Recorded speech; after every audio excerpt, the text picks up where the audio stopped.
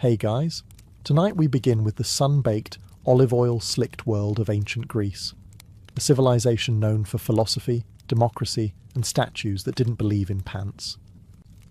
But beneath the legends of Plato, Sparta, and golden temples lies a much harder truth. Because while ancient Greece gave us the roots of Western civilization, it also gave its average citizen a daily struggle you'd barely survive today. So before you get comfortable, take a moment to like the video and subscribe, but only if you genuinely enjoy what I do here. And let me know in the comments where you're tuning in from and what time it is for you. It's always fascinating to see who's joining us from around the world. Now, dim the lights, maybe turn on a fan for that soft background hum, and let's ease into tonight's journey together. Welcome to ancient Greece, where your day begins not with an alarm clock, but with the sun turning your house into a slow-cooking oven.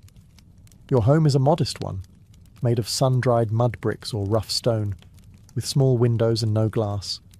Just wooden shutters to keep out the goats and maybe some breeze if the gods are feeling generous. There's no insulation, no ceiling fan, and certainly no such thing as personal space, unless you count the corner where the family goat doesn't sleep. You rise early, not because you're disciplined, but because it's already too hot to stay horizontal. In the summer, the stone walls absorb heat like a sponge, and by sunrise, your little house is radiating it back into your bones. In winter, those same walls turn into a freezer, and you're basically wrapped in a sheet hoping not to become a statue of frostbite. You probably slept on a thin mat or a straw-stuffed mattress. No pillows, just a rolled-up cloak, or maybe your arm. If you're lucky, the lice left you alone last night. But probably not. There's no running water.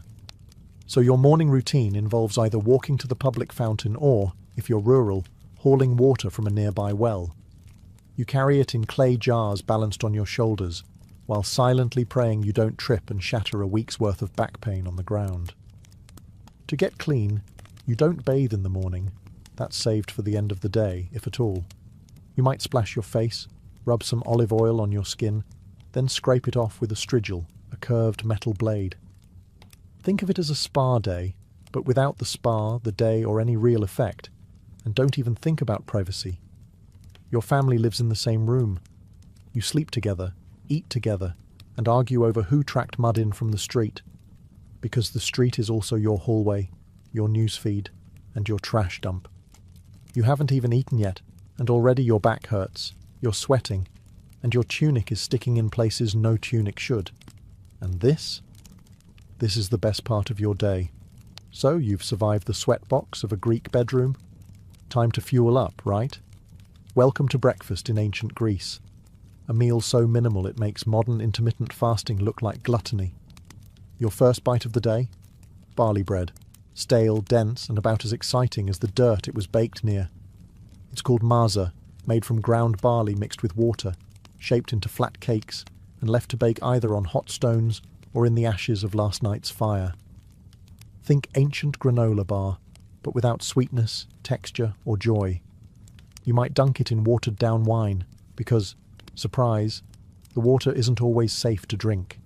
There's no filtration system, no boiling, no Brita pitcher in your clay pantry. So instead, everyone, from kids to elders, gets a cup of oinos mixed with water. Not for the buzz, but for survival. If you're wealthy, maybe you get a fig or two, some olives, or a smudge of goat cheese. But let's be honest, you're not wealthy. You're lucky if your bread isn't crawling with yesterday's flies and doesn't crack a tooth when you bite it. No coffee, no eggs, no fruit bowl, no honey, unless you live near a decent beekeeper and know how to bribe them. And don't expect to sit and relax. Meals are fast. No chairs, no forks, and certainly no mindful eating. You chew, you nod, and you get back to work. Oh, and if you're a woman, you don't even eat with the men. In many households, women and children eat separately, often after the males are done. So not only is the food bad, you also get to wait your turn to be disappointed.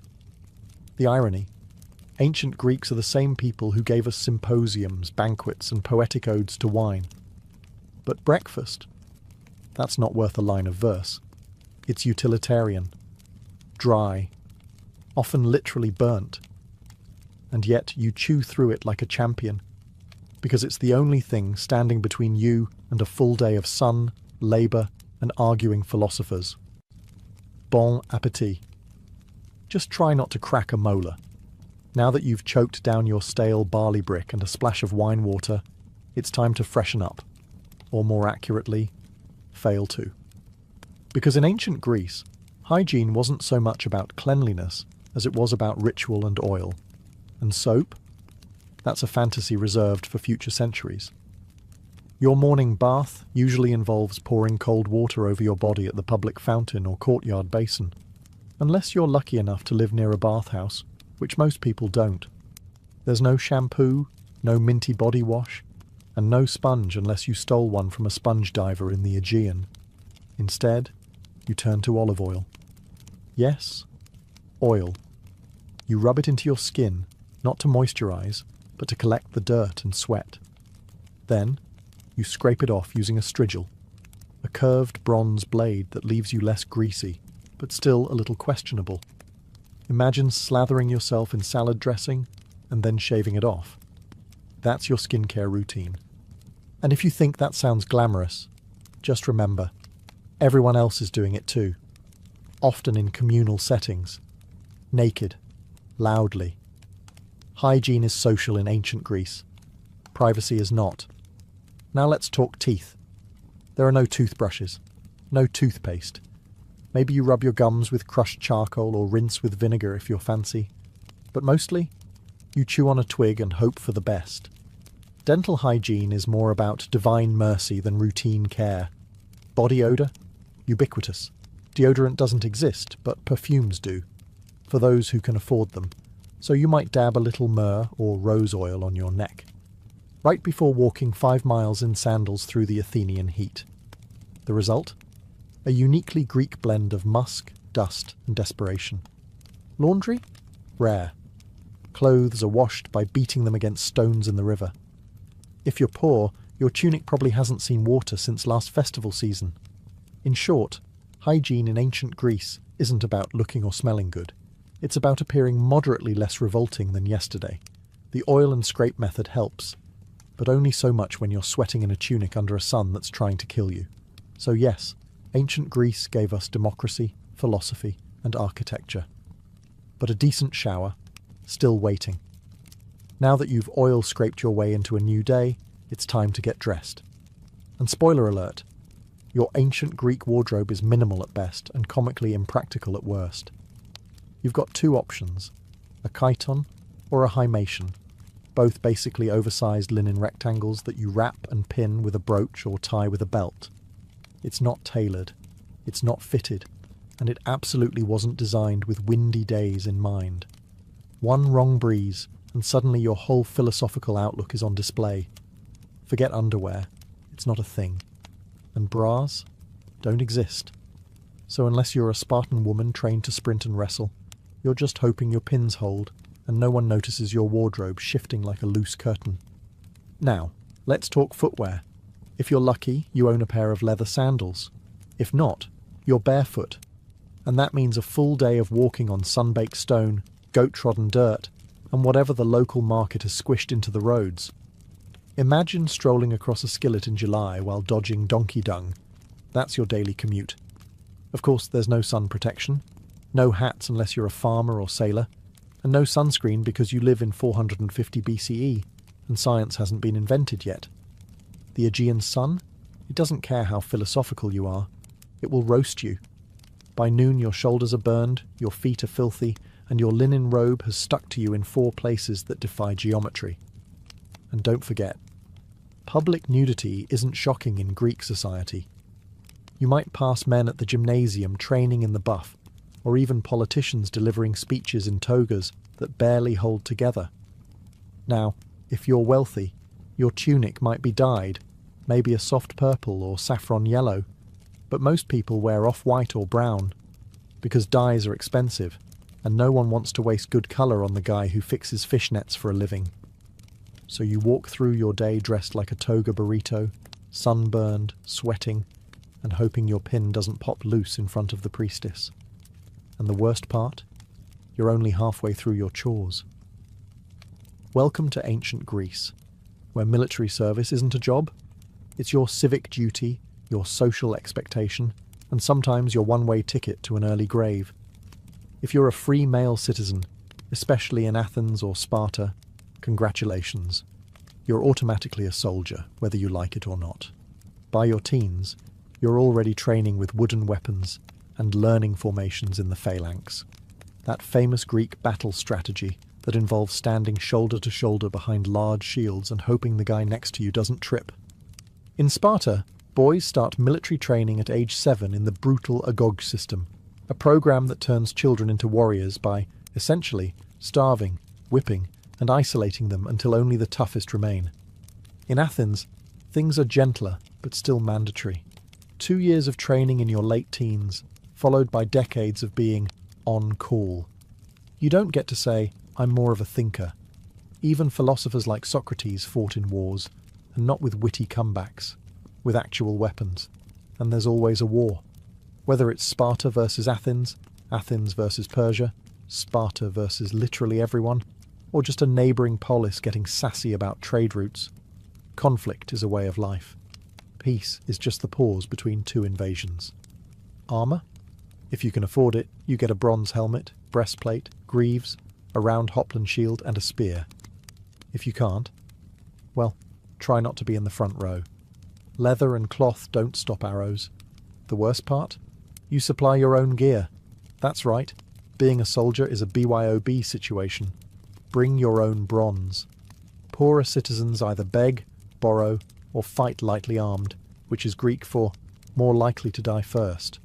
And when you're not fighting, you're preparing, training, cleaning weapons, arguing in the assembly about strategy, or rowing warships for hours as part of the navy. Because yes, those triremes don't paddle themselves. There's no veterans' healthcare, no pensions, no therapy, just scars, limps, and the occasional poorly carved gravestone praising your virtue and courage. If you think life as a man in ancient Greece sounds rough, just wait until you hear about being a woman. In most Greek city-states, especially Athens, women had fewer rights than a pile of decorative urns. You couldn't vote, couldn't hold office, couldn't own land outright, and rarely appeared in public without a male escort. In fact, if people saw you out too often, they might start whispering that you were a courtesan or worse, a Spartan. Let's start with your daily routine. You wake up before sunrise to start the chores.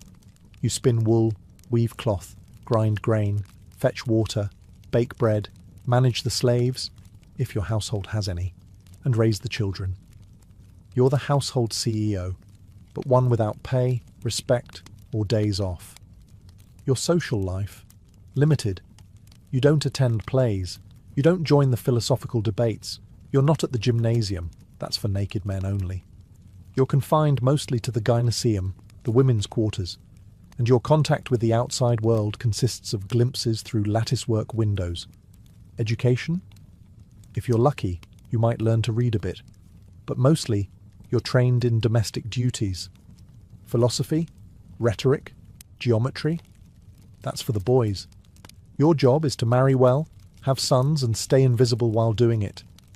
Marriage happens young, often in your early teens, to a man twice your age, arranged by your father, who treats you more like a trade agreement than a person. Love is optional. Dowries are mandatory. And when you do have children, your primary value becomes your womb. Now, Sparta was the exception. Spartan women were famously more liberated. They were educated, exercised in public, and could own property. But before you envy them too much, remember, their freedom came from a state-sponsored obsession with warfare and eugenics. Your main job as a Spartan woman? Give birth to strong warriors or face disgrace. And if your husband dies? You can't inherit much. You can't remarry without permission, and your options shrink faster than your social circle. You're stuck, legally, socially, and often physically. So yes, the Greeks worshipped powerful goddesses, Athena, Artemis, Hera, but real women. They were expected to stay quiet, stay home, and stay out of sight. Ancient Athens is hailed as the birthplace of democracy, and yes, technically that's true. But before you get too excited, let's be clear, you probably wouldn't qualify to participate. In fact, the majority of people living in Athens were completely excluded from the democratic process. To vote in the Athenian ecclesia, assembly, you had to be male born to Athenian parents, a citizen, over 18. That means women, foreigners, called metics, slaves and children, who made up nearly 90% of the population, had no political voice whatsoever. That's not democracy for the people. That's democracy for a very specific club of sunburned men in sandals. If you met the criteria, though, you didn't just vote, you were expected to participate constantly. Laws were proposed, debated, and passed in huge assemblies of thousands of citizens. There were no career politicians. Every eligible man was part legislator, part jury member, and part overconfident amateur. You could even be randomly chosen to serve in powerful positions, like running the treasury or serving on a jury, through a lottery system. Which sounds thrilling until you remember there were no qualifications. Your fishmonger might oversee military logistics one day. Your uncle, who still believes in sea monsters, might judge a murder trial tomorrow. And if someone got too powerful, too popular, or just annoyed people the wrong way, ostracism. Once a year, citizens could write a name on a broken piece of pottery, an ostracon, and vote to exile that person for 10 years. No trial, no defence. Just go away, you're getting too famous. And yet, despite its flaws, Athenian democracy was revolutionary. It gave ordinary men a voice, well, some ordinary men, and laid the groundwork for future political systems. But make no mistake, it wasn't fair, and it wasn't inclusive. If you were a woman, silenced. A foreign-born resident who paid taxes, silenced. A slave building the Parthenon, definitely silenced. A philosopher who asked too many questions, possibly executed. Democracy was born in ancient Greece. But if you'd shown up expecting equal rights and inclusive politics, you'd have been escorted out of the assembly and told to bring your own ostracon. In ancient Greece, slavery wasn't just accepted, it was expected. Even modest households had at least one slave. Not because the family was wealthy, but because slavery was so deeply woven into society that it felt as normal as sandals and sunburn. The idea that someone might not own another human being, practically unthinkable. Slaves weren't a specific race or ethnicity. They came from conquered lands, Thracians, Scythians, Syrians, and even fellow Greeks from the wrong city-state at the wrong time. Some were born into slavery, others were prisoners of war, a few were kidnapped and sold. It was a thriving, brutal market, and business was always good. If you lived in Athens, your slave likely did everything. Cooked your meals, fetched your water, cleaned your home, cared for your children, carried your shopping, and stood silently during dinner. Some even handled business affairs or managed the household while the citizen owner lounged at the symposium, sipping diluted wine and debating abstract concepts like justice. Irony level, maximum. In the silver mines of Laurion, slaves, including children, laboured in horrifying conditions, crawling through narrow shafts in total darkness, inhaling toxic dust, and dying slowly for the sake of coins and civic pride. Some slaves were educated. They taught grammar and math, served as scribes, or even managed bank accounts. But make no mistake, they were still property. They could be beaten, branded, sold, or killed on a whim, and had no legal rights. The few who earned freedom, called freedmen, were never truly free. They still owed loyalty to their former masters and were barred from citizenship. No voting, no land ownership, just the hope of a slightly better tomorrow. And unlike later slave systems, there was no widespread abolitionist movement. Philosophers like Aristotle, yes, that Aristotle, justified slavery as natural and necessary. According to him, some people were slaves by nature. Enlightening, isn't it? Ancient Greece gave us ethics, democracy, and philosophy. But all of it was built on the backs of people who were never allowed to speak. never allowed to vote, and never allowed to matter. And that's not a footnote. It's the foundation. Feeling unwell in ancient Greece? That's unfortunate. Because unless you live next door to Hippocrates himself, your healthcare plan includes some vague herbs, divine intervention, and a lot of wishful thinking. Let's start with the basics. There are no hospitals as we know them. If you're sick or injured, you stay home. Maybe a neighbour knows a thing or two about poultices. Maybe a relative remembers a prayer to Asclepius, the god of healing. Maybe your local temple has a snake you can pet for spiritual comfort. That's about it. The most famous Greek doctors were really a mix of herbalist, philosopher, and gambler. They believed in the four humours: blood, phlegm, yellow bile, and black bile. According to them, illness was caused by an imbalance in these fluids. So, if you had a fever, too much blood, time to drain it. Coughing, too much phlegm, try fasting. Melancholy, that's black bile. Maybe take a walk or stare at the sea dramatically. Most treatments were based on trial, error, and garlic. You might be given crushed poppy seeds, good luck with that, boiled figs, or a compress made of vinegar and something someone scraped off a goat. Did it work? Sometimes. Did it hurt? Almost always. Surgery, rare, terrifying, and generally a last resort. Without anesthesia or antiseptics, even a simple cut could go septic and kill you. Tools included iron knives, bone saws, and prayers. Lots of prayers. And if you needed something amputated, hope you brought a leather strap to bite down on. Midwives handled childbirth, which was dangerous even on the best days. Mortality rates for women and infants were tragically high. One bad birth, one stuck shoulder, one breech baby, and that was it. If you were wealthy, you might summon a travelling physician, someone with an actual scroll and some fancy oils. If you were poor, you relied on local knowledge, street remedies, and sheer resilience, or you simply didn't recover. But hey, at least they believed in rest, clean air, and a balanced diet, so there's that. Ancient Greek medicine gave us the Hippocratic Oath, but it also gave us treatments like drink boiled cabbage water. So yes, healthcare in ancient Greece. Mostly herbs, hope, and hang-on.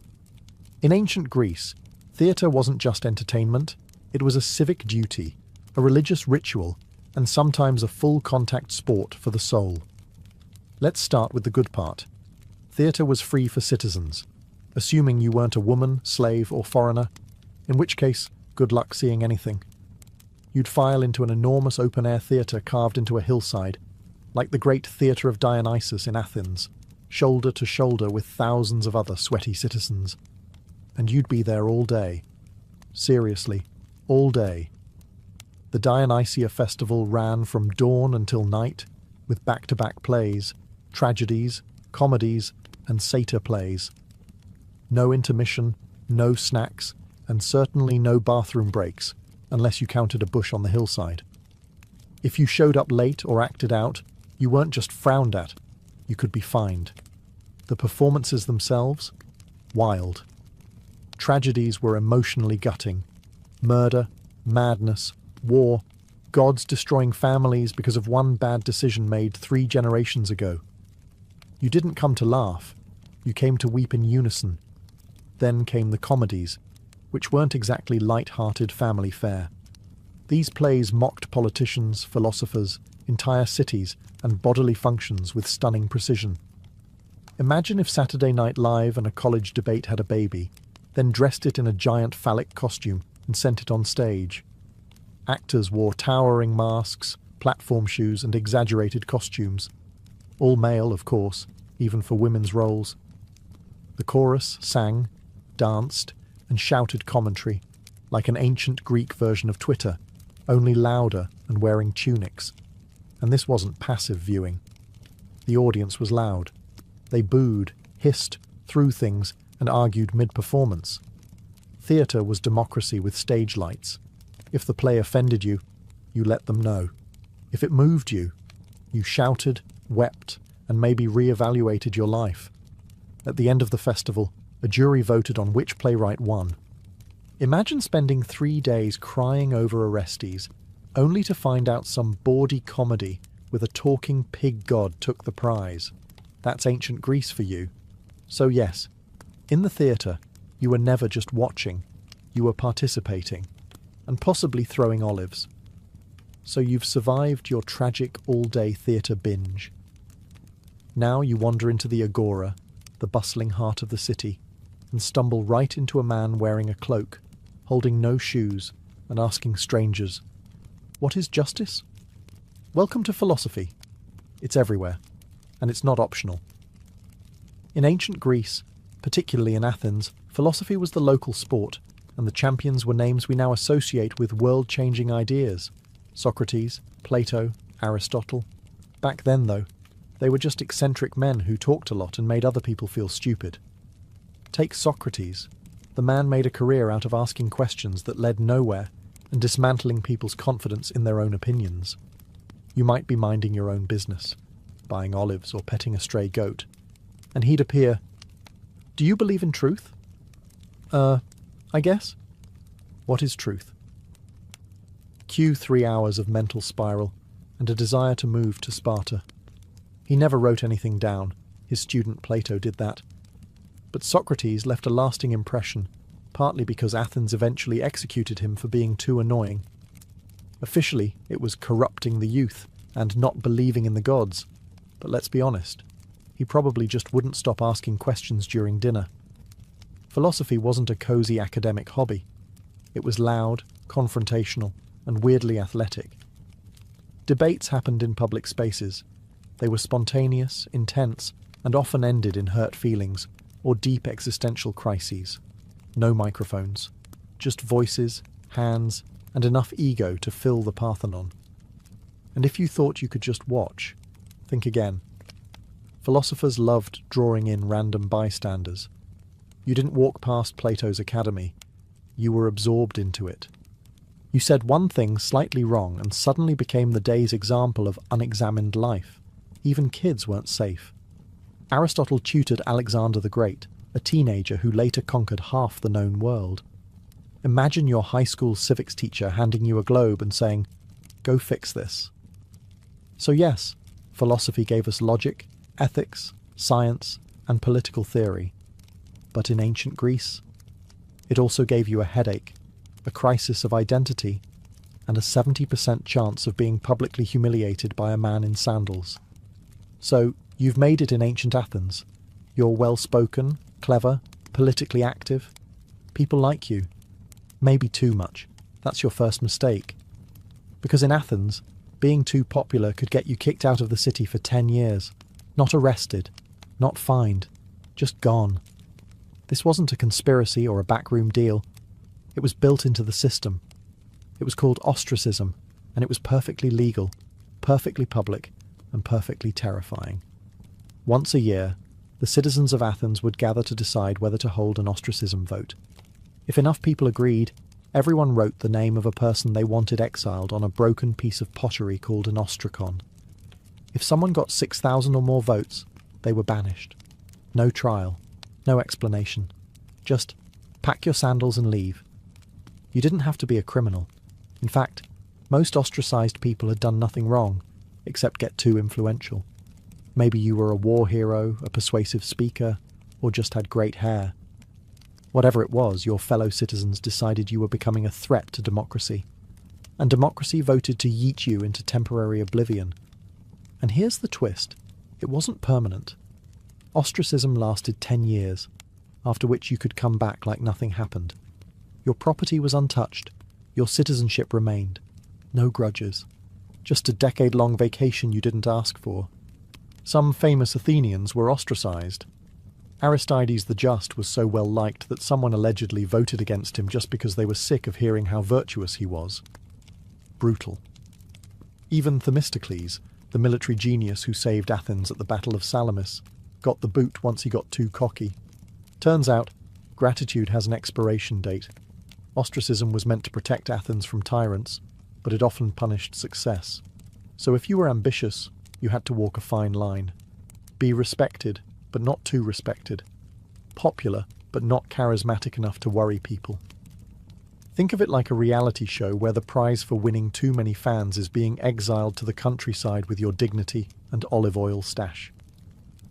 Athens gave birth to democracy, but it also invented cancel culture 2,500 years ahead of schedule. In ancient Greece, you didn't ask if you were going to die young. You just wondered how soon and how painfully. Life expectancy hovered around 30 to 35 years, and that was if you made it past infancy, which was no small feat. Roughly 1 in 3 children didn't survive childhood, thanks to disease, poor nutrition, and the fact that hygiene was, as we've discussed, more theoretical than actual. You could die from anything: a scratch that turned septic, a fever no one could explain, childbirth, a leading cause of death for women, or something as simple as drinking the wrong cup of water. Medicine was limited, and divine intervention wasn't known for consistency. If you lived in a city, disease spread fast. Cramped quarters, open-air sewers, and communal fountains made epidemics a regular part of life. The infamous plague of Athens during the Peloponnesian War wiped out 1/3 of the city. Thucydides wrote about it. Then he got it. Then, somehow, survived. Most weren't so lucky. War? Constant. If you were a man, odds were you'd die holding a spear or rowing a trireme. Even if you weren't killed in battle, injuries often turned fatal days later. No antibiotics. No stitches. Just hope and garlic compresses. And there was always the possibility of death by divine tantrum.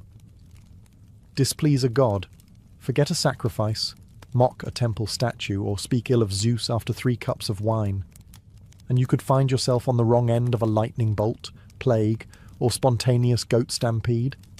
Burial rites were important. If your family couldn't afford a proper funeral, with coins for the ferryman and rituals to secure your spot in the afterlife, you might be dumped outside the city walls, unmarked and forgotten. Not only was that tragic, it was spiritually dangerous. The Greeks believed unburied souls wandered eternally, caught between worlds.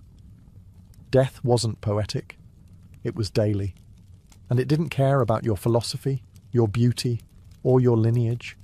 You could be a slave, a general, or a poet, and still die from a mouldy fig or an angry mosquito. The Greeks had 12 Olympians, and not a single one of them liked you.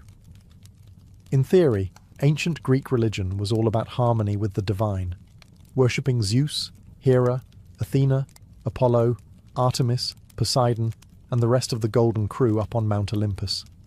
In practice, it was constant spiritual damage control. These gods weren't peaceful, all-loving deities. They were divine drama queens with superpowers. Forget a sacrifice. They'd ruin your crops. Say the wrong prayer. Your ship sinks. Step into the wrong grove. Snakebite, plague, famine. Take your pick. The gods didn't just demand your loyalty. They demanded perfect timing, flawless rituals, and unblinking obedience. You didn't have weekly temple visits. You had daily rituals, home altars, seasonal festivals, and civic ceremonies. Before planting crops, pray to Demeter, going to war, offer to Ares, travelling by sea. You'd better pour out some wine to Poseidon, and maybe throw in a goat just to be safe. Each god had favourites and grudges. Apollo might protect your city, unless your grandfather offended him once, in which case you're cursed until further notice.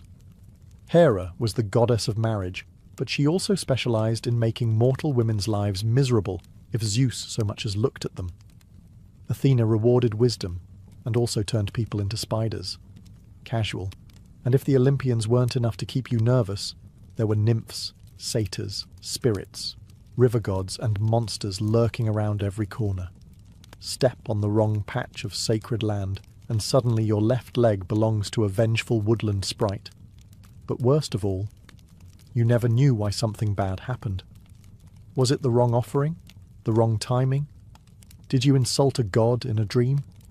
Maybe it was your cousin. Maybe it was something your great-grandfather did. Doesn't matter. The gods work in mysterious and deeply personal ways. And yet, For all the terror, Greek religion was woven into every part of life, from politics to childbirth to the Olympic Games. You feared the gods, yes, but you also depended on them. Their temples were city landmarks, their festivals were national holidays, and their myths explained everything from lightning to love. You didn't believe in gods out of faith. You believed out of survival instinct. So, after everything, the sun-baked homes, the barley-bread breakfasts, the sandal-blistered treks, the wars, plagues, gods, and goat-related traumas. Let's ask the question plainly. Would you last a single day in ancient Greece? Honestly? No. You'd fold before lunch. The heat, the diet, the constant threat of war or divine punishment would wipe that Instagrammable toga fantasy right off your face. You're not used to hauling water before breakfast or squatting over a hole in the ground next to a temple goat. You'd miss your running water, your aspirin, and your right to complain without being exiled by pottery shard. You might love the idea of living among marble statues, brilliant philosophers, and epic poets. But guess what? Those were the 1% of ancient Greece. For everyone else, it was back-breaking labour, limited rights, and frequent funerals. Your democracy? Only if you're a male citizen. Your medicine? Garlic and hope. Your gods? Frequently furious. Your social media?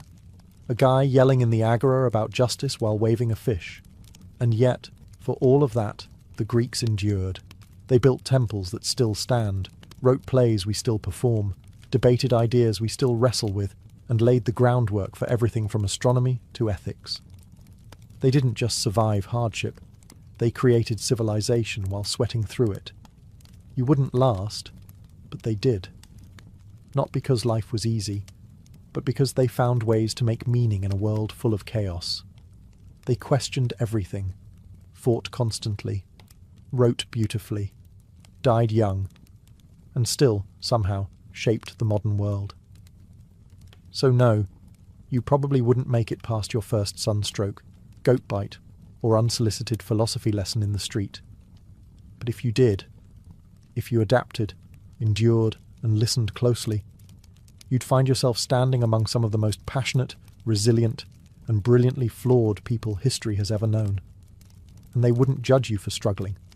They'd just hand you a tunic, point to the amphorae and say, "Good, now carry that up a hill." It began with a death and a betrayal. Prasutagus, king of the Iceni tribe in what is now eastern England, had played the Roman game well. He had walked a tightrope for years, ruling as a client king under the shadow of Rome. He had wealth, autonomy, and peace, so long as he stayed useful to the empire. But when he died around 60 AD, he left behind a will that was meant to protect his people. He named the Roman emperor as co-heir alongside his 2 young daughters, hoping this gesture of loyalty would secure their safety and sovereignty. He was wrong. Rome did not honour the will. Rome didn't negotiate. Rome took. Without hesitation, the Roman authorities annexed the Iceni kingdom outright. Their soldiers stormed in and claimed everything: lands, livestock, homes, and treasures. But the theft of wealth wasn't the worst offence. It was what they did next that turned a political insult into a personal hell. They flogged the queen, Boudica, in public. Not just to humiliate her, but to send a message. You are nothing. And if that wasn't enough, they violated her daughters in front of her. This wasn't just a crackdown. It was psychological warfare, the kind meant to break a people's spirit. But it didn't break Boudica. It forged her. Rome believed it had crushed a minor tribal woman beneath its boot. What it had done was awaken a lioness, a queen who would take her pain and reshape it into vengeance, a mother whose rage would soon set cities ablaze, a woman who would remind Rome that even empires bleed. Word of the atrocity spread quickly through Britannia. Other tribes listened. They remembered their own humiliations, their own land losses, their own sons killed in Roman campaigns. Rome thought the tribes divided, scattered. But in that moment, they had one thing in common. Boudicca's fury. What began with Rome violating one queen would soon end with the empire reeling in fear. They had broken a treaty, broken a family, and in doing so, broken the illusion of Roman invincibility in Britannia. This wasn't just a mistake. It was the spark that would ignite one of the most ferocious revolts Rome ever faced. If Rome expected Boudica to fade into silence, they misunderstood everything about her. Boudica wasn't born to obey. She was born to lead. Described by Roman historians, who rarely complimented their enemies, as tall, fierce, with flaming red hair cascading down to her waist, and a voice that sliced through crowds like a war horn. She wasn't just a queen by blood. She was a symbol. And now, she was a threat. But before she became that threat, she became something deeper. A mother, with nothing left to lose. Roman brutality had tried to erase her dignity, her children's future, and her people's pride. But Boudica refused to be a victim. She understood what Rome feared most wasn't an army. It was unity. And so she began to forge it, one tribe at a time. First, the Trinovantes. They had once been powerful before Rome crushed them under taxes, land seizures, and slave labour. When Boudica spoke, she didn't speak like a diplomat. She spoke like a warrior mother, scarred but unbroken. She reminded them of their ancestors, of their gods, and of the earth they no longer owned. Her pain was their pain, her rage, theirs too. Then the other tribes began to listen. The Corieltauvi, the Cornovi, even some of the Brigantes. Her cause was no longer about vengeance. It became a holy mission, to cleanse Britannia of Roman arrogance. She didn't promise safety, she promised glory, and death with honour, if it came to that, and they followed her. Because she did not stand behind her warriors, she rode among them, spear in hand, hair loose to the wind, eyes locked on the future. She called out the names of the raped, the enslaved, the executed. She summoned gods like Andraste, the Celtic war goddess, as her witness. And her warriors believed her when she said the gods would fight with them. She had no formal military training, no Roman strategy scrolls, but she had something deadlier. Righteous fury, sharpened by betrayal, guided by purpose. And the land itself seemed to shift under her command. This wasn't rebellion, it was resurrection. The Queen Rome thought it had broken was now the spearhead of a movement that would soon make the empire tremble. And she was just getting started. The Roman eagle had long soared over Britannia, but now the winds beneath its wings were changing. Boudica's fury wasn't a wildfire, it was a storm building with terrifying purpose. And storms need fuel. That fuel came from the thousands of Britons who had waited years, generations even, for someone to defy the empire. Someone to speak not in Latin, but in blood and iron. She gave them that voice. It started with war councils held under sacred groves and moonlit hills. Boudica didn't sit on a throne. She stood in the dirt with her people. She listened to the anger of tribal elders, to the sorrow of mothers, and to the chants of druids who saw omens in the sky. They all spoke of one truth. Rome had pushed too far. Now it was time to push back. Warriors from the Trinovantes brought spears, slings, and ancient battle chants. The Iceni added cavalry, swift riders with wild hair and war paint, fierce and fearless. Other tribes joined with axes, blades, and torches. Even women took up arms, inspired by their queen. This wasn't just an army forming, it was a resurrection of Celtic identity. But Rome had trained legions, professional soldiers, armoured, disciplined, and lethal.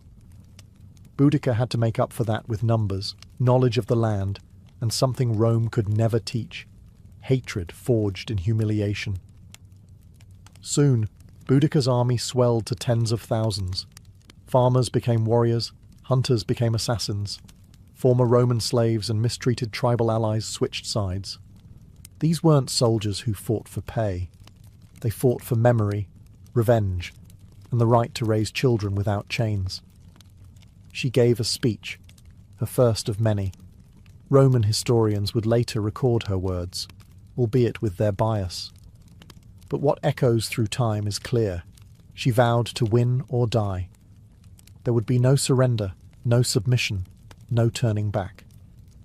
Then came the first target, Camulodunum, once a British stronghold, now a Roman colony littered with temples, statues, and villas.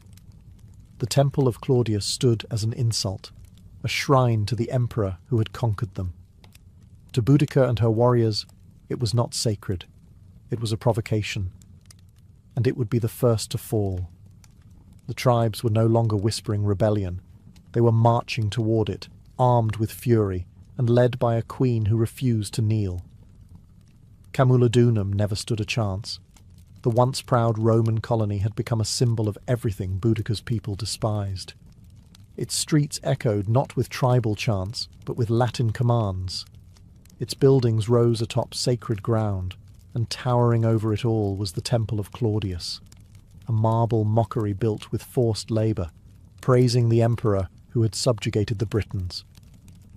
To Rome, it was a monument. To Boudica, it was a target. She gave the order. What followed wasn't a siege, it was an execution. Her army descended like a tidal wave. Roman settlers, many of them veterans who had bullied and taxed the local tribes, were caught off guard.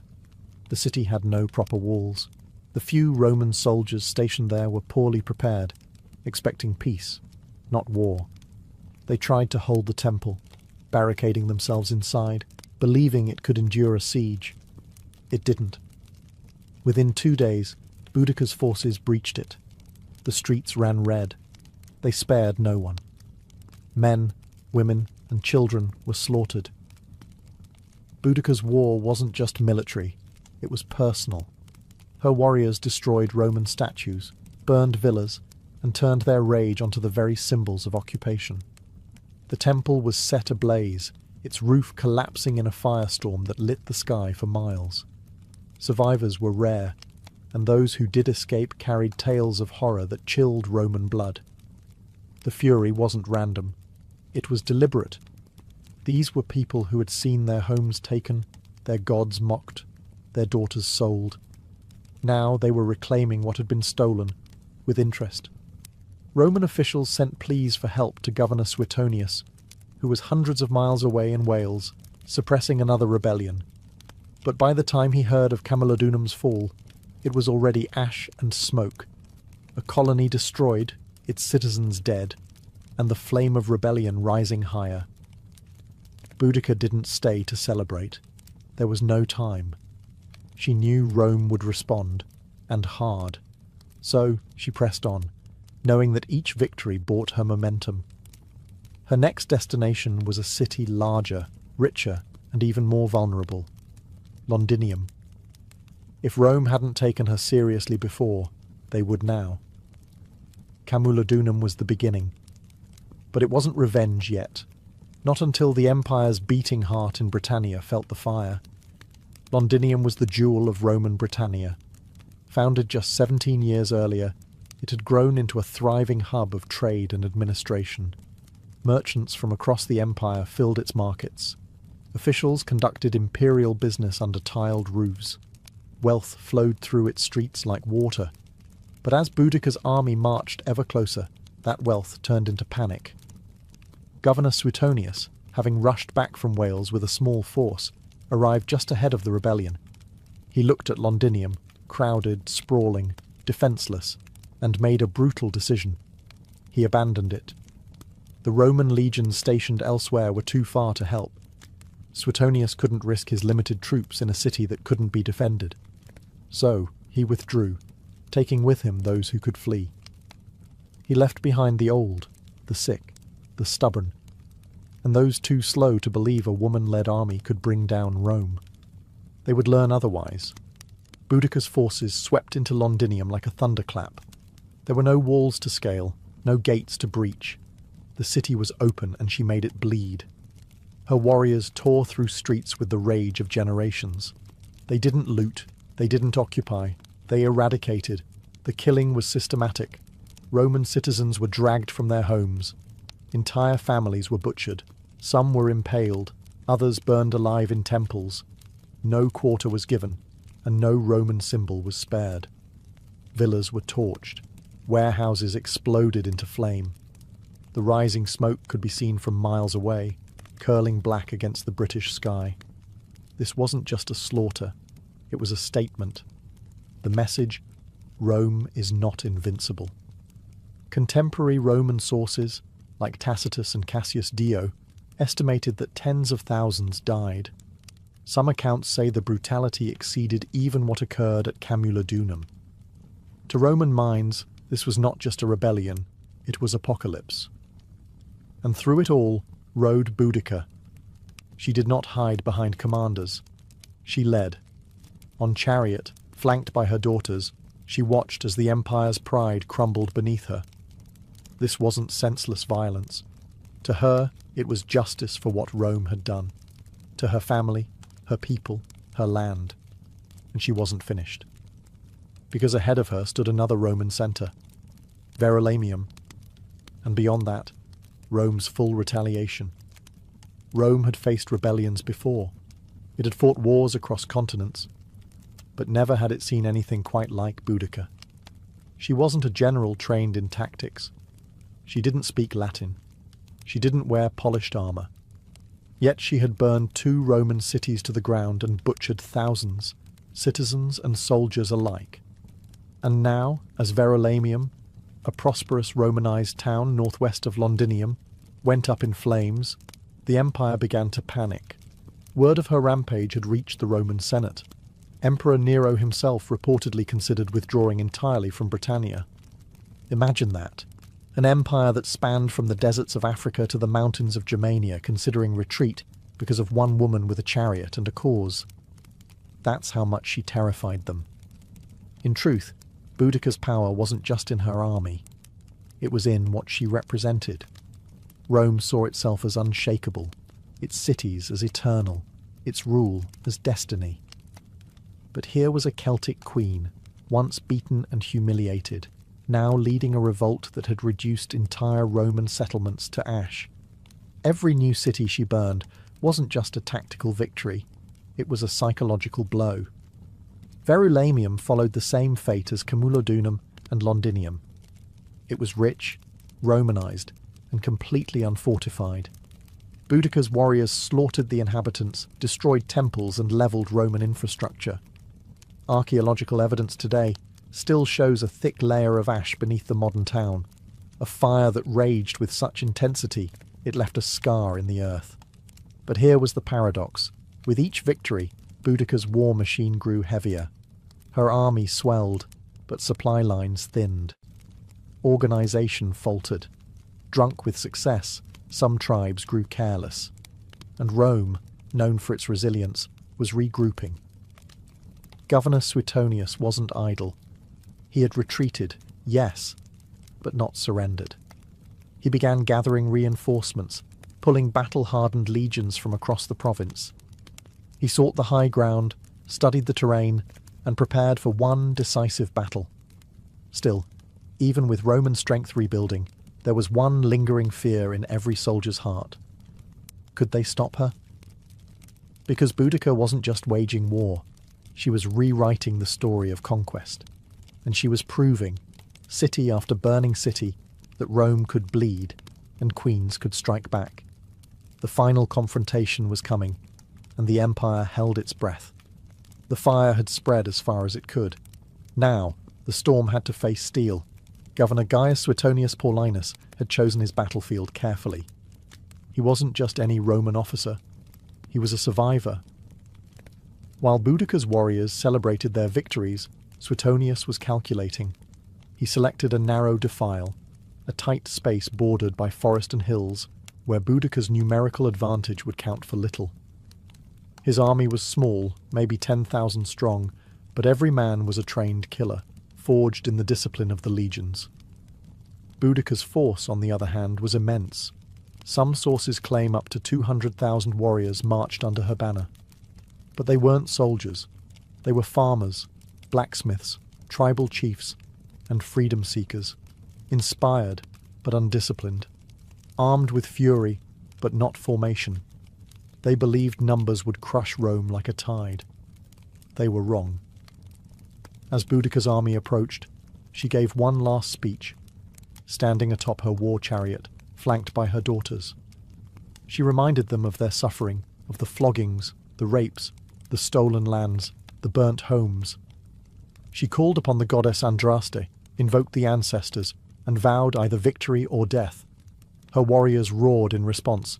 They believed the gods would carry them. Then the battle began. The Britons charged. They filled the field with a primal fury, but Suetonius held firm. He let them come close, packed tight in the narrow terrain. Then, with perfect timing, he unleashed the Roman counterstrike. Spears flew in tight formation, shields locked. Gladi, short Roman swords, cut deep into the confused mass. Wave after wave of Britons crashed into an iron wall, and each time they broke.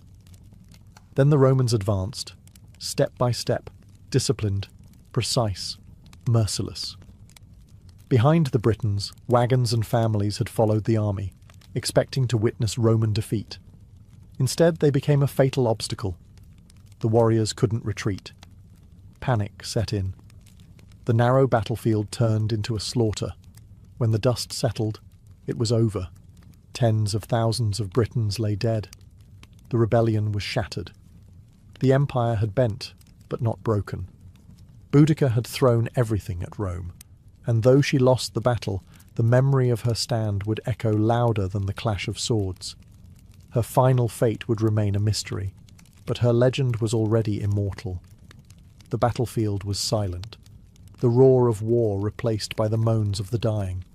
Boudicca had lost, not just a battle, but a war she had set ablaze with her own hands. The ground was soaked with the blood of her people, and the ashes of their dreams drifted into the cold Britannic air. And Boudicca, she was nowhere to be found. There are no eyewitness accounts of her final breath, no clear details of her death. Roman historians offer conflicting stories. Some say she took poison, choosing death over capture. Others suggest she fell ill and died quietly in the aftermath. But what they agree on is this: she vanished. No chained queen was ever paraded through the streets of Rome. No public execution, no final humiliation. She simply disappeared, like a storm that burned itself out. But in that disappearance, something extraordinary happened. She became more than a queen. She became myth. Rome, shaken and humiliated by the scale of her rebellion, tried to bury the memory, but it was too late. Boudicca had become a name whispered in tribal songs and echoed in the sacred groves. To the Britons, she was not a defeated rebel. She was a martyr, a goddess of war and vengeance, a mother who had stood against the world's most powerful empire and made it bleed. Even among the Romans, there was reluctant respect. Tacitus, though Roman to the bone, painted her not as a barbarian, but as a formidable leader wronged by the arrogance of empire. Cassius Dio wrote of her commanding presence and terrifying speeches. They feared her, yes, but they also admired her resolve. And across the centuries, Boudicca refused to die. She would rise again in Victorian statues, in poems by Tennyson, in history books, in school lessons.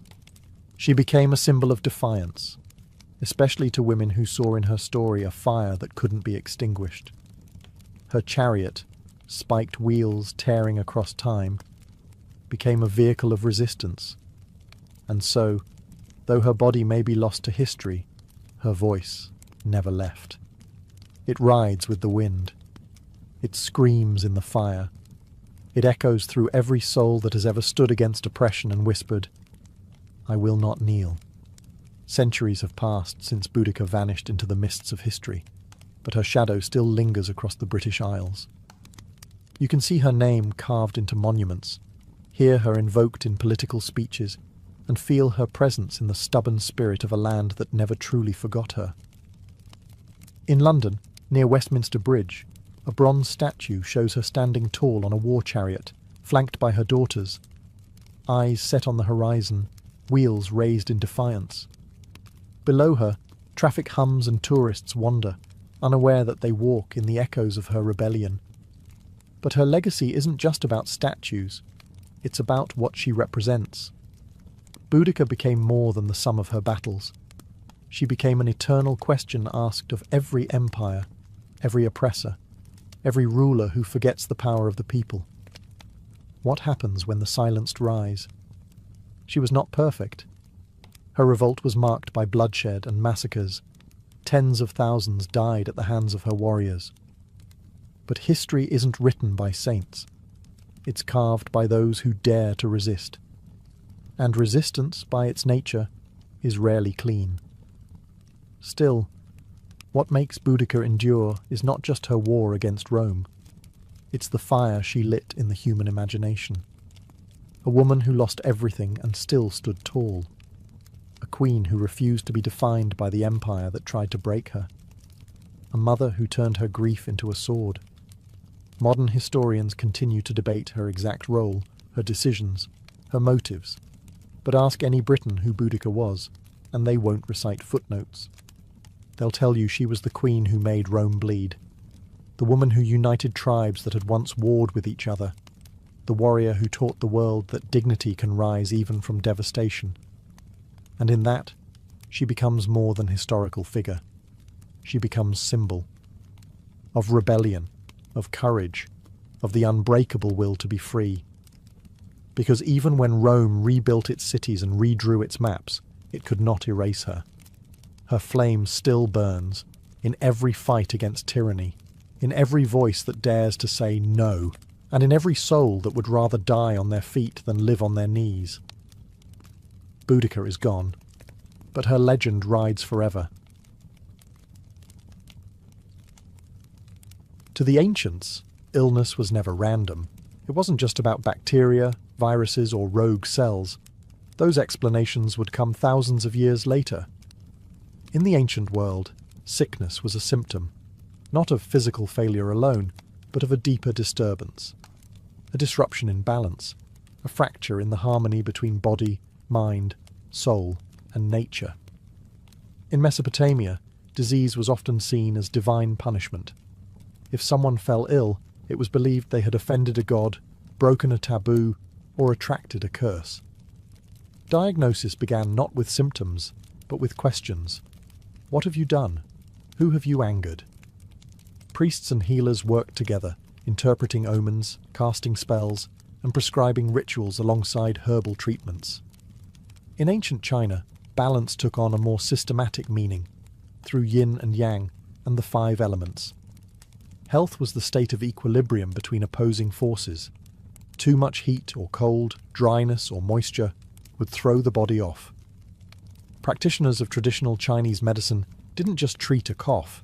They asked when it started, what time of day it worsened, what emotions accompanied it. Healing was holistic. Herbs, acupuncture, and dietary changes were all tools to rebalance the inner cosmos. In Greece, the physician Hippocrates rejected the idea of gods punishing people with disease, yet he too saw health as harmony. His theory of the 4 humours, blood, phlegm, yellow bile, and black bile, dominated Western medicine for centuries. Each humour was linked to a temperament and an element. An excess or deficiency of one would cause both physical symptoms and personality shifts. A melancholic person, for instance, was said to have too much black bile. Across cultures, one thread remained the same. Health meant wholeness. Not just the absence of pain, but the presence of balance. Whether it was the Ayurvedic concept of doshas in India, or the belief in spiritual possession in African healing traditions, ancient people understood that the human being was not isolated. We were part of nature, and nature, when disturbed, pushed back. So, when ancient healers laid hands on the sick, they weren't just looking for physical signs, they were listening for imbalance. And they believed that to heal someone, you had to treat the invisible forces just as carefully as the visible wounds. In the land of pyramids and pharaohs, medicine was both science and sorcery. Ancient Egyptian healers, called SWNW, were not merely physicians. They were sacred intermediaries between the body and the divine. Their medical practices were surprisingly advanced, and yet deeply entwined with ritual and magic. To the Egyptians, the body could bleed, bruise, and break. But its ailments were never purely physical. The spirit, the gods, and even the afterlife played a role in every sickness. Much of what we know comes from medical texts like the Ebers Papyrus, dated around 1550 BCE. This ancient scroll contains hundreds of remedies for everything from toothaches to tumours.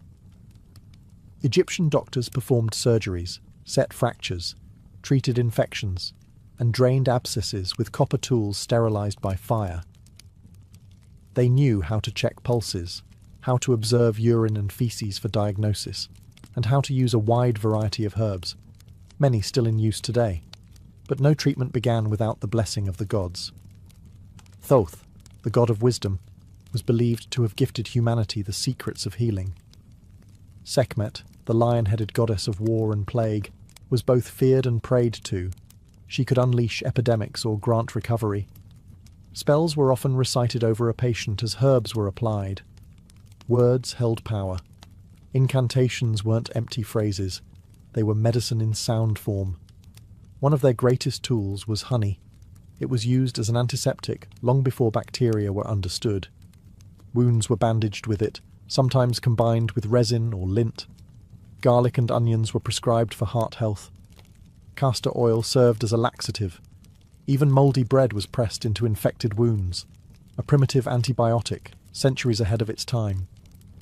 Egyptian doctors treated not only commoners, but also royalty. Their skills were respected across borders. Neighbouring civilizations would seek out Egyptian physicians for difficult cases. They were, in a way, early specialists.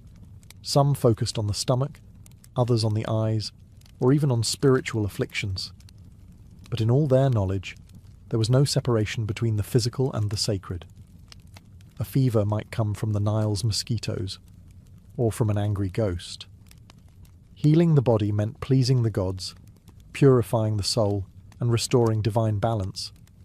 To the ancient Egyptian, a healer's true role wasn't just to cure the illness, it was to restore cosmic order. Long before modern medicine emerged, India was already writing its own story of healing, one that viewed the human body not as a machine, but as a reflection of the cosmos. This ancient system is known as Ayurveda, a Sanskrit word meaning the science of life. Rooted in the Vedic tradition, Ayurveda is more than just a medical practice. It's a philosophy, a way of living in harmony with nature, seasons, and spirit. Central to Ayurveda is the concept of three doshas, Vata, Pitta, and Kapha. Each represents a unique combination of the five elements: earth, water, fire, air, and ether. Vata governs movement, Pitta controls transformation, like digestion, and Kapha manages structure and stability. Everyone is born with a unique balance of these doshas. Illness, according to Ayurveda, arises when this balance is disturbed, by poor diet, stress, environment, or lifestyle. Ayurvedic texts like the Karaka Samhita and Sushruta Samhita date back over 2,000 years. These detailed manuals offer not just herbal remedies, but guidance on surgery, obstetrics, psychology, and even ethics for physicians. Charaka focused on internal medicine, promoting prevention as the first line of defense. Sushruta, meanwhile, is remembered as a pioneer of surgery, describing over 300 surgical procedures and more than 120 surgical instruments, many carved from wood or metal. One of his most astonishing techniques was rhinoplasty, reconstructing a nose using a flap of skin from the patient's cheek or forehead. This wasn't cosmetic. It was often used to restore faces mutilated as punishment. Thousands of years before Western medicine caught up, Sushruta had already set the stage. But Ayurveda's strength lies in its holistic approach. Healing the body is inseparable from healing the mind and soul. Treatments include herbal medicine, yoga, breathing exercises, pranayama, oil massages, abhyanga, and meditative fasting. Plants like turmeric, ashwagandha, neem, and tulsi weren't just food. They were medicine, purifiers, and protectors of life force. An Ayurvedic healer might treat a fever not just with herbs, but by adjusting your sleep schedule, examining your emotional health, and cleansing your digestive fire, or Agni. Ayurveda teaches that you are not separate from nature. You are nature. And when you fall ill, it is nature's call to return to balance. In ancient China, health was never just about flesh and bone. It was about energy. The invisible, vital force called qi, pronounced chi, flowed through every living being, and the key to wellness was ensuring that qi moved freely, without blockage or excess. This foundational idea would shape one of the oldest continuous medical systems in the world, traditional Chinese medicine, or TCM. To understand illness, ancient Chinese physicians first had to understand nature itself. They observed the rhythms of the seasons, the phases of the moon, the behavior of animals, and the turning of the cosmos. From these patterns emerged two core principles: yin and yang, and the five elements: wood, fire, earth, metal, and water. Yin and yang represented balance in all things. Yin was cool, dark, passive, internal. Yang was hot, bright, active, external. Every organ, emotion, and function of the body was classified under these opposing but complementary forces. Health, then, was a dynamic balance between them. A fever wasn't just a rise in temperature, it was an excess of yang. Fatigue might signal a depletion of yin. Diagnosis was an art. Physicians didn't rely on tools, they relied on the senses. They examined the tongue, felt the pulse at multiple positions, listened to the tone of the voice, and asked questions about dreams, emotions, and bowel movements. Every detail offered insight into the balance, or imbalance, of qi. To restore health, they turned to a vast toolkit. Acupuncture, the insertion of fine needles into precise points along the body's meridians, was used to unblock qi and restore flow. Moxibustion, the burning of the mugwort herb near these points, was used to warm and stimulate circulation. Cupping, herbal formulas, qigong exercises, and strict dietary adjustments all played vital roles. The ancient text Huangdi Neijing, or the Yellow Emperor's Inner Canon, compiled around 2,000 years ago, remains the foundation of TCM today. It didn't just list diseases, it explored causes, prevention, and lifestyle. It taught that emotions like anger, grief, and fear could disrupt organs, and that healing required emotional balance as well as physical remedies. Chinese medicine never separated the person from the world around them. To treat the body, one must treat the climate, the soul, and the unseen energy within. In every heartbeat, the ancients believed, qi was speaking, and the healer's task was to listen. In the temples of ancient Greece and the forums of Rome, medicine began to step away from the divine and into the realm of reason. But even here, the body was still seen as a delicate ecosystem, ruled by balance and temperament. And at the centre of this worldview stood a theory that would shape Western medicine for over 1,000 years: the four humours. Developed by the Greek physician Hippocrates, and later expanded by Roman doctors like Galen, the theory proposed that the human body was governed by four fluids: blood, phlegm, yellow bile, and black bile. Each humour corresponded to an element: air, water, fire, and earth, and to a specific temperament. A healthy person had these fluids in balance. Illness? It was simply the result of too much or too little of one. If someone was feverish and aggressive, they might have excess yellow bile, a choleric imbalance. A sluggish, pale patient could be suffering from an overload of phlegm, linked to cold and moisture. Treatment, therefore, focused on restoring equilibrium through bloodletting, purging, special diets, and baths. But the Greeks didn't stop at fluids. They also believed in the healing power of observation and environment. The Hippocratic Oath, still echoed in modern medicine, urged physicians to do no harm, to observe their patients carefully, and to treat the whole person, not just the disease. Hippocrates advised his students to consider the seasons, winds, water quality, and even the patient's mood. Healing sanctuaries known as Asclepiae, named after the god Asclepius, dotted the Greek landscape. These were more than hospitals. They were spiritual retreats. Patients slept in sacred dormitories hoping to receive healing dreams. Ritual purification, exercise, diet, and prayer were all part of the cure. It was a space where reason and religion walked hand in hand. In Rome, medical practice evolved further with the rise of Galen, a Greek physician who served gladiators and emperors. He performed dissections on animals to understand anatomy, wrote hundreds of medical texts, and helped standardize humorism across the empire. Though some of his ideas were flawed, Galen's influence endured for centuries. Greco-Roman medicine, for all its mystical origins, began pushing toward a new idea: that the human body was a system. Complex, yes, but knowable. And if understood correctly, it could be brought back into harmony, not through gods alone, but through reason, ritual, and the careful art of healing. Long before written texts and formal schools of medicine, indigenous peoples around the world were healing their communities using a deeper kind of knowledge, one passed down through stories, visions, and hands-on experience with the natural world. For these cultures, medicine wasn't a profession. It was a way of life, woven into daily rituals, seasonal rhythms, and sacred ceremonies. Among Native American tribes, healers were known as medicine men and women, but their role extended far beyond physical treatment. They were spiritual guides, storytellers, counselors, and keepers of ancestral knowledge. Illness was seen as a disruption in the person's relationship with nature, with the tribe, with the spirits, or with themselves. Healing required more than herbs. It required reconnection. Plants were central to this practice. From the Cherokee to the Lakota, each tribe held encyclopedic knowledge of the land: what root to chew for pain, what leaf to brew for fever, what bark to crush for wounds.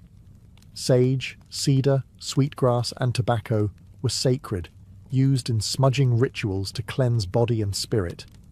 Yet medicine was never just about the ingredient. It was also about intention, ceremony, and respect. Healers often worked in tandem with spiritual forces. They conducted sweat lodges, vision quests, and drumming circles.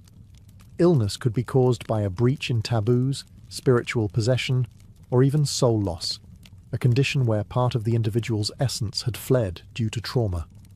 In such cases, rituals like soul retrieval were performed, calling the spirit back through chanting, dancing, or guided trance. The same deep reverence for nature is seen in indigenous traditions across the globe. In the Amazon rainforest, shamans rely on powerful plant medicines like ayahuasca, a hallucinogenic brew used not for recreation, but for healing insight. They believe the plants themselves are teachers, revealing the roots of suffering through visions. In Aboriginal Australia, bush medicine includes herbs, clays, and rituals passed down through the dream time, the ancestral era that still guides indigenous identity. Healing here is about balance between body, land, ancestors, and songlines. These systems were never written in books. They lived in the songs, dances, and landscapes of the people. To indigenous healers, modern medicine may have its machines and laboratories, but the earth has always been the first pharmacy. And healing is not about defeating disease, it's about remembering who we are. Across every ancient civilization, regardless of language, geography, or belief system, there was one constant: the conviction that healing required more than herbs and surgery. It required spirit. Whether illness was seen as divine punishment, soul imbalance, or a breach with sacred forces, ancient people believed that true healing began in the unseen world. And the doorway to that world was ritual. In Mesopotamia, long before the rise of formal medicine, people turned to exorcists and priests to battle illness. Diseases were believed to be caused by malevolent spirits or offended gods. Clay tablets reveal detailed healing rites, where chants were whispered as poultices were applied. Special figurines were buried beneath houses to ward off sickness. Rituals weren't separate from treatment. They were the treatment.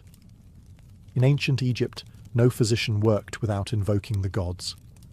Before applying honey to a wound or bandaging a limb, the healer often recited prayers to Thoth, god of wisdom, or Sekhmet, goddess of healing and wrath. Illness wasn't just a physical attack, it was a cosmic imbalance. Healing meant realigning the patient with Ma'at, the principle of truth, order, and harmony. In many African traditions, healers called Ngangas or Sangomas used drumming, dancing, and divination to diagnose and cure. They spoke with ancestors, summoned spirits, and often entered trance-like states to travel the spiritual realm on behalf of their patients. Herbs were important, but the unseen world was always consulted first. Even in classical Greece, ritual played a role. In the Asclepiaea, sacred healing temples, patients underwent rituals of purification, fasting, and prayer. At night, they slept in enkoimateria, dreaming beneath statues of Asclepius, the god of healing. These dreams were interpreted by temple priests to guide treatment. Ritual wasn't superstition. It was structure. It gave shape to suffering, a language to pain, and a sense that the illness had meaning. Through symbolic acts, people could transform fear into hope, isolation into connection, and chaos into control. And more than that, it reminded them that they were not alone. Even today, science studies the placebo effect, the power of belief, the healing impact of intention. The ancients didn't need the data. They already understood. Sometimes, a word spoken in reverence can heal deeper than any blade, because not all wounds are visible, and not all medicine is made of matter. When we think of ancient surgery, we often imagine crude tools, trembling hands, and unbearable pain. But the truth is far more impressive and more human. Across the ancient world, surgery was practiced with surprising precision. These early healers didn't have anesthesia, X-rays, or antiseptics. But they had skill, courage, and a remarkable understanding of the body, earned through generations of observation, trial, and often brutal necessity. In India, the Sushruta Samhita, written over 2,000 years ago, detailed more than 300 surgical procedures. Its author, Sushruta, is considered the father of surgery. He described techniques for removing tumours, setting bones, repairing hernias, and even reconstructing noses, a form of plastic surgery. His tools were sharp, varied, and carefully categorized: forceps, scalpels, probes, and needles, many made of iron or stone. Sushruta emphasized hygiene, surgical preparation, and the importance of understanding anatomy through dissection. Though this was often limited to animals, his surgical wisdom spread far beyond India, influencing both Islamic and Western practices centuries later.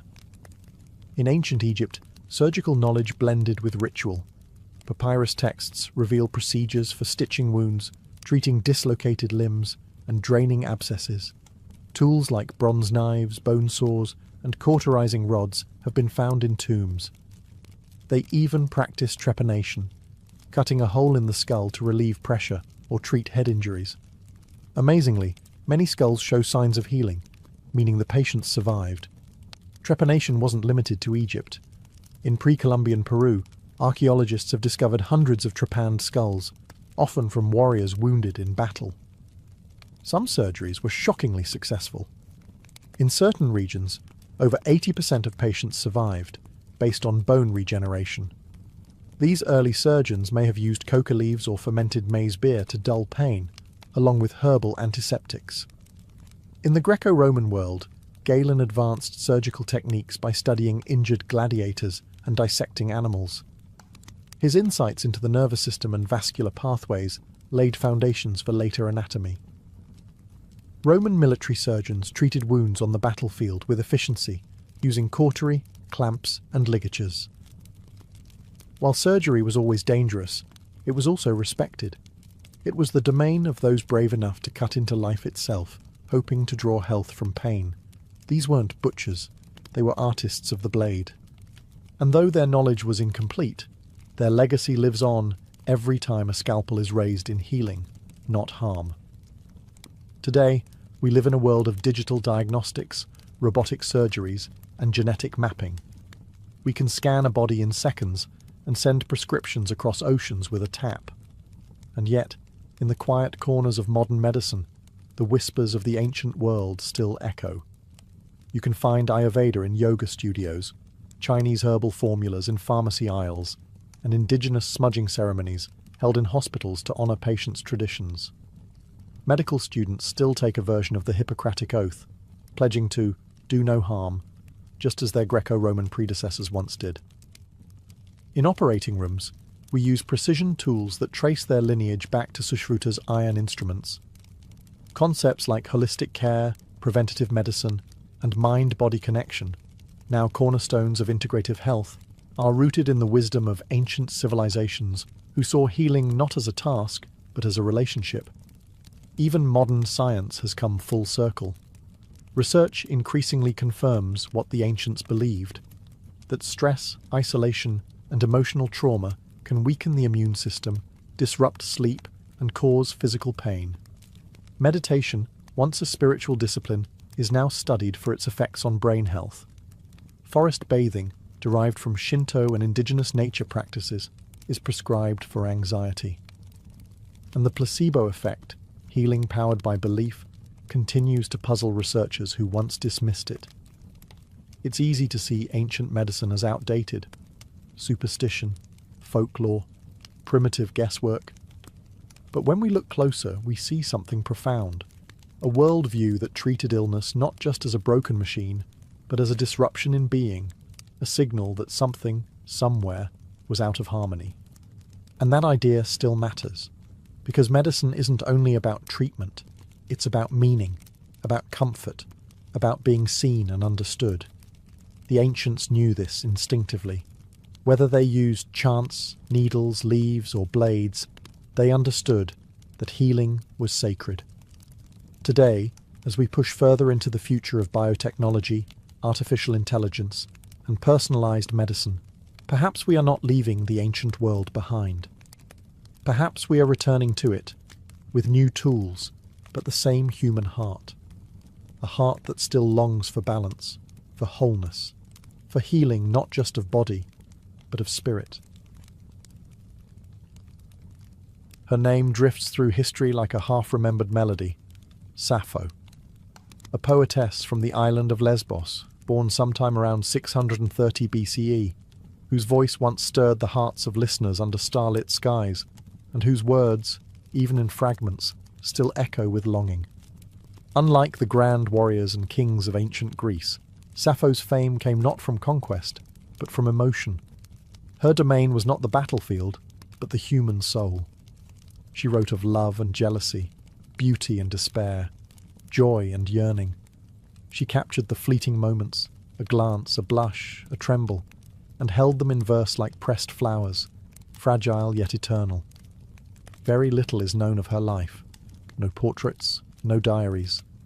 What we have are traces, a few lines preserved by ancient scholars, quotes embedded in other works, and the ruins of papyrus scrolls lost to time. And yet these fragments shine. The Greek philosopher Plato called her the 10th muse. Centuries later, poets, translators, and dreamers would seek her, piecing her life together like an unfinished song. Sappho was likely born into a noble family on Lesbos, an island in the northeastern Aegean Sea. This was a place of music and learning, where poetry was woven into the fabric of social life. She may have had siblings, a daughter, and even political enemies, though the records are vague. She lived through exile and unrest, moments of silence and moments of song. Her world was one where most women's voices were confined to the home or stifled altogether. But Sappho defied silence. She stood apart, not with rebellion, but with beauty. She wrote in the Aeolic dialect, in short, vivid lyrics designed to be sung to the lyre. Her style was intimate, rich with imagery.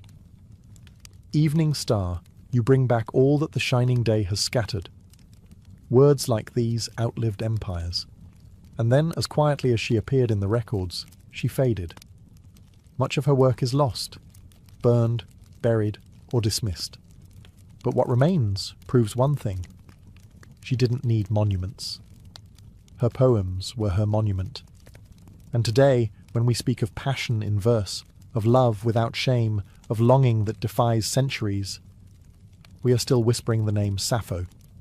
To understand Sappho, you must first understand Lesbos, the island that cradled her voice. Lesbos was no backwater. In the ancient Greek world, it was a flourishing hub of art, music, and philosophy. With its fertile valleys, olive groves, and coastal winds scented with salt and flowers. Lesbos was both a physical paradise and a cultural gem. It wasn't Athens. It didn't need to be. It had its own rhythm, slower, more sensual, and steeped in lyric tradition. Here, music wasn't decoration, it was devotion. The lyre and aulos echoed through homes and temples. Poetry was sung, not read. And in this world of sound and nature, Sappho's voice was born. She lived in the city of Mytilene, the island's bustling heart. Politics thrived here, and so did art. The island boasted poets and philosophers, rival factions and shifting alliances. Sappho herself was once exiled, perhaps to Sicily, amid political unrest. But it was always Lesbos that drew her home. It was her muse. Lesbos was also a space of female community, rare in the ancient world. Aristocratic girls were educated in music, poetry, and ritual. Some scholars believe Sappho led a kind of theasos, a circle or school where young women learned the art of lyric poetry, dance, and devotion to the goddess Aphrodite. This was not formal education as we know it, but a sacred, creative sisterhood. Here, bonds formed that were emotional, intellectual, and possibly romantic. Sappho wrote directly to these women, not as abstract muses, but as real presences in her life. She addressed them by name, mourned their departures, celebrated their beauty, and confessed her love with searing honesty. In one fragment she writes, "I have not had one word from her. I beg you, bring her back to me." These lines don't come from myth or theatre. They come from a lived world, a circle of women singing by lamplight, weaving emotion into song. And though time would later distort her legacy, framing it with scandal or speculation, Lesbos was the soil from which her truth grew. Not just a location on a map, but a cultural cradle of passion, artistry, and female expression. Sappho didn't just live on Lesbos. She became Lesbos, its breath, its heart, its voice. In an age when the great epics of Homer praised gods and heroes, and men filled scrolls with battles and conquests, Sappho wrote about the heart. She didn't sing of war, she sang of a trembling hand, a shy glance, a voice that made her body shiver. She was one of the first poets in Western history to write in the first person, I, not just narrating events but feeling them. And what she felt was love, longing, jealousy, tenderness, and desire. Most astonishing of all, she wrote as a woman, to women, about women. In ancient Greece, a woman's voice was often confined to the home, or silenced entirely. Public life, literature, politics, philosophy, these belonged to men. But Sappho stepped outside those walls, not with rebellion, but with rhythm. Her poetry did not demand space, it created its own. A private universe where emotion was not weakness, but power. And within that space, she did something radical. She named the women she loved. She didn't reduce them to symbols. She didn't speak in metaphor alone. She remembered their laughter, their perfume, the way they braided their hair. In one fragment, she describes the sensation of seeing a beloved. He is equal to the gods, that man who sits beside you, who listens to your sweet voice and watches your lovely laughter.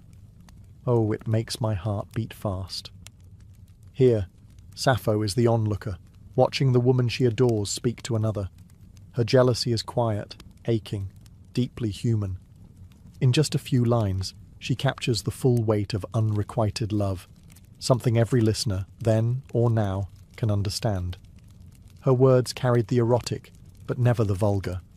She wrote of sensuality with the care of a painter, the curve of a neck, the softness of sleep, the way moonlight touched skin.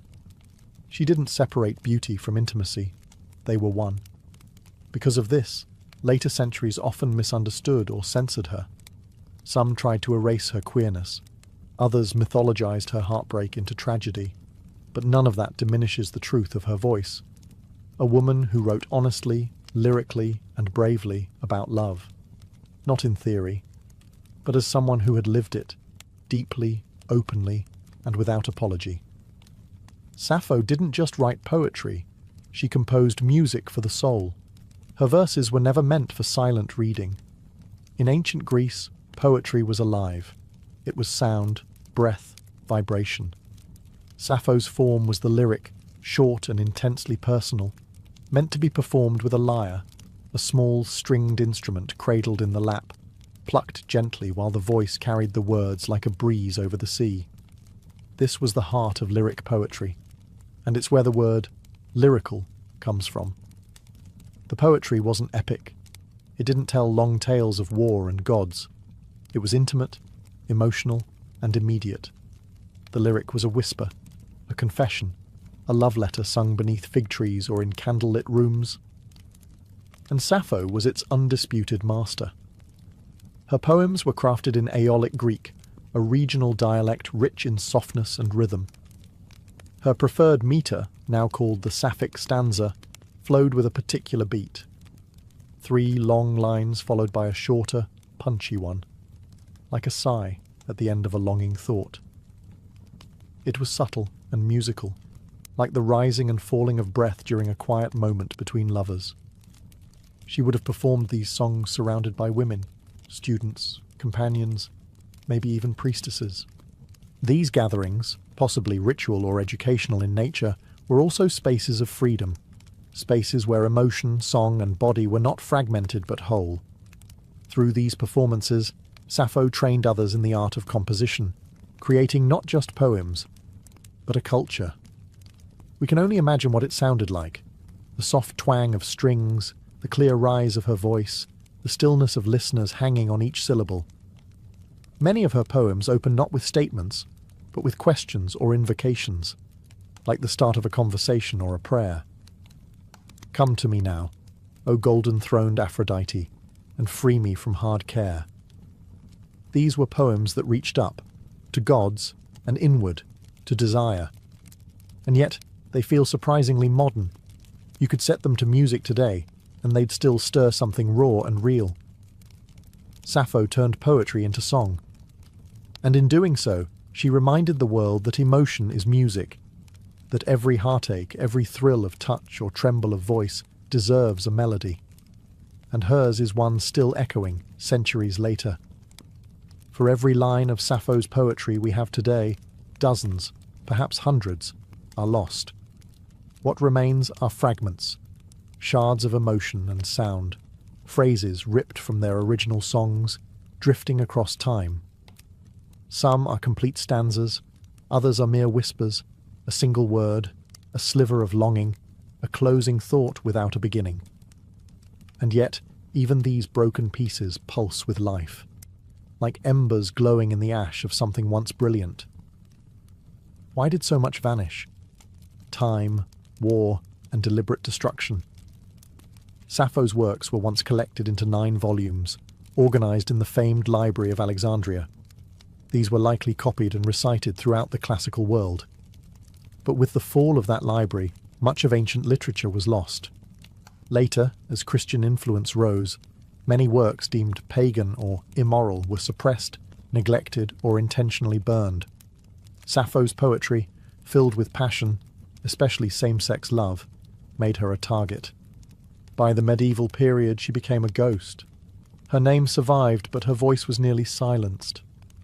Only through quotations by other authors, preserved in grammars, commentaries, or philosophical works, did bits of her poetry escape extinction. These fragments were often cited for their style or vocabulary, not for their emotional force, yet the feelings still bled through. Then came the papyri. In the late 19th and early 20th centuries, Archaeologists digging in the sands of Oxyrhynchus, Egypt, uncovered thousands of scraps of ancient manuscripts, among them torn and faded lines of Sappho, bits of songs that had not been seen for over 1,000 years. More discoveries followed. In 2004, a nearly complete poem was found on a papyrus wrapped around a mummy in Germany. Each recovery felt like a resurrection, and yet so much remains missing. We read her today in echoes. What we long for is not just what she wrote, but what she might have said if history had let her speak without interruption. Still, there's something hauntingly fitting in this survival through fragments. Sappho wrote about impermanence, about fleeting moments, about beauty that slips through the fingers like sand. And so perhaps it is appropriate that her poetry arrives to us not as a monument, but as a mystery, a puzzle pieced together by lovers of language, of music, of the heart. A voice once drowned in fire, still burning. Sappho's poetry was too honest to escape judgment. In her lifetime, she was admired, celebrated even, as a master of lyric poetry. Plato called her the 10th muse, placing her among the divine. Yet, as centuries passed and cultures shifted, her legacy became twisted, silenced, or scandalized, depending on the times. Why? Because she wrote about love, and not the kind history was comfortable remembering. Much of her poetry centers on deep affection and desire for women. She praised their beauty, mourned their absence, confessed jealousy, and celebrated their intimacy. In her world, this was not strange. In the cultural setting of Lesbos, especially among aristocratic women, close emotional and possibly romantic bonds were accepted, even honoured. But later generations, especially under Roman, Christian, and Victorian values, struggled with this. Rather than confront her truth, they rewrote her story. Medieval scribes ignored her. Renaissance translators softened her language. Victorians labelled her a tragic romantic, heartbroken over a man, even inventing the myth that she leapt to her death from a cliff over the love of a ferryman named Phaon, a tale that appears nowhere in her authentic work. This invented story served a purpose: to erase her queerness, to make her pain more palatable, her desires more conventional. Some critics reduced her poetry to merely educational or platonic. Others dismissed her altogether as indecent. And yet, she persisted. Even in scandal, Sappho's name survived. In the 19th century, when open discussion of same-sex love was still taboo, her legacy quietly became a coded symbol for queer identity. The words sapphic and lesbian became terms for romantic love between women, rooted directly in her name and her home.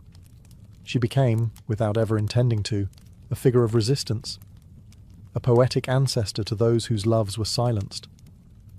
And still today, debates echo. Who was she? A teacher? A lover? A myth? A threat? But maybe the better question is, why are we still afraid of her truth? Sappho didn't write to fit into categories. She wrote what she felt. She named beauty, confessed longing, and lived through verse. Her scandal wasn't in her actions, it was in her honesty. She dared to write desire. And for that, history tried to muffle her voice. But it never could. If there was one divine presence that hovered over Sappho's life and work, it was Aphrodite, goddess of love, beauty, and irresistible desire. To Sappho, Aphrodite wasn't just a myth. She was a muse, a confidant, even a kind of companion in moments of passion and heartbreak. Many of Sappho's most powerful verses are not just about love, they are prayers to Aphrodite, invocations, pleas, arguments made in verse when the weight of longing became too much to bear. In her most famous surviving poem, Ode to Aphrodite, Sappho doesn't simply praise the goddess. She speaks to her directly, almost like a friend who's heard this pain before. Come to me now, if ever you have answered my voice in the past. Free me from hard care. Fulfill all that my heart longs to achieve. There is no shame in this vulnerability, no fear in expressing desire. Sappho's love is never portrayed as sinful or weak. It is divine, something sacred enough to bring a goddess down from the heavens. In the ancient world, Aphrodite wasn't just about romance. She ruled over attraction, seduction, the chemistry between bodies, the ache of separation. To call on her was to recognize that love could wound just as much as it could thrill. Sappho captured that duality perfectly. She didn't idealize love. She lived inside its contradictions. She wrote of its sweetness and its sting, its beauty and its cruelty. In another poem, she writes, "Love shook my soul like the wind on the mountain troubling the oak trees." Here, love isn't gentle, it's violent, elemental, something that tears through the self without asking permission. By placing Aphrodite at the center of her emotional world, Sappho elevated longing into something mythic. Her poems blurred the line between the personal and the divine, between everyday emotion and cosmic force. And in doing so, she helped build a literary legacy where love wasn't just a theme, it was a form of worship. For Sappho, Aphrodite wasn't an abstract deity. She was a mirror, a force that reflected back all the intensity, the confusion, and the beauty of the human heart. And in every line of Sappho's verse, the goddess of love listens and replies. Like her poetry, Sappho's death is a mystery wrapped in myth.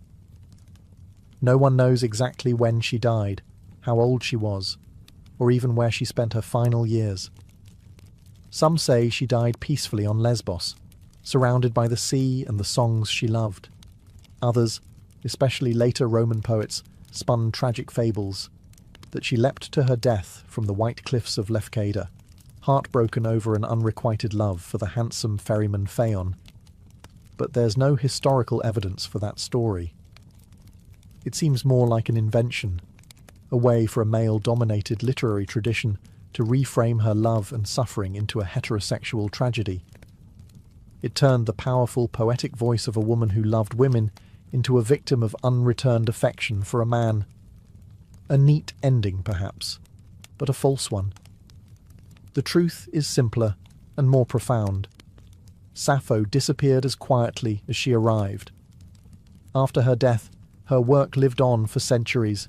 She was studied by philosophers, quoted by playwrights, and sung in performances across the ancient Greek world. Her poetry was preserved in 9 books, a treasure trove of lyric verse. For a time, her fame rivaled Homer's, but history is not kind to voices that challenge its norms. With the rise of the Roman Empire and, later, the dominance of Christian moral codes, Sappho's openly emotional and sensual poems, especially those celebrating female love, fell out of favour. Her writings were no longer recopied, her volumes left to decay in libraries that would eventually burn or crumble. Some believe her works were intentionally destroyed by early church officials who saw her songs as dangerous. By the Middle Ages, her name remained, but her words were mostly gone. It would take over 1,000 years before fragments of her verses resurfaced, unearthed from Egyptian trash heaps or quoted in ancient grammars. Piece by piece, she was reborn, not through myth, but through survival. Her death may be lost to time, but her disappearance was never total. She lingered in whispers, in stolen lines scribbled in margins, in the persistent ache of voices that refused to be forgotten. Sappho didn't need a heroic death. Her poems were already immortal, and in the gaps where her words once lived, we can still feel the shape of her spirit. Yearning, unfinished, but never truly gone. Sappho's life may be lost in shadows, her verses scattered and incomplete, but her influence has never dimmed. If anything, it has only grown stronger, like a candle that flickers but refuses to go out. In every age, someone has rediscovered her. In the Renaissance, scholars pored over her fragments, marvelling at her delicate command of emotion. In the Romantic era, poets like Byron and Shelley invoked her name. In the 19th and 20th centuries, as conversations around gender and identity began to reawaken, Sappho became a symbol of queer resilience, of feminine artistry, of emotional freedom. Her name lives on in language itself. Sapphic, used to describe romantic love between women. Lesbian, taken from the island of her birth, now a global identity. These words are not just terms, they are echoes of her life. Proof that a voice can ripple across millennia and still reshape how we understand love and expression. Artists, writers and musicians continue to be drawn to her. Painters have imagined her at the lyre, bathed in moonlight. Poets have translated her again and again, each version seeking the pulse beneath the words. Modern authors have reimagined her, reclaimed her, resurrected her in novels, songs and plays. And through it all, one thing remains clear. Sappho speaks to something universal. It doesn't matter that her poems are broken. It doesn't matter that her biography is blurred. What matters is the emotion that burns beneath the words, the trembling joy of desire, the ache of separation, the sacredness of beauty. These are feelings we all carry. She just found a way to sing them. Perhaps that's her true immortality. Not the marble statues or the scholarly footnotes, but the way a few lines from over 2,000 years ago can still make someone pause, breathe, and feel less alone. Sappho's gift was never just poetry. It was presence. She made feeling an art. She made longing a form of truth. And in doing so, she became more than a poet. She became a mirror for anyone who has ever loved quietly, deeply, or in defiance of the world. And as long as human hearts break and heal through language, Sappho will remain, not just remembered, but felt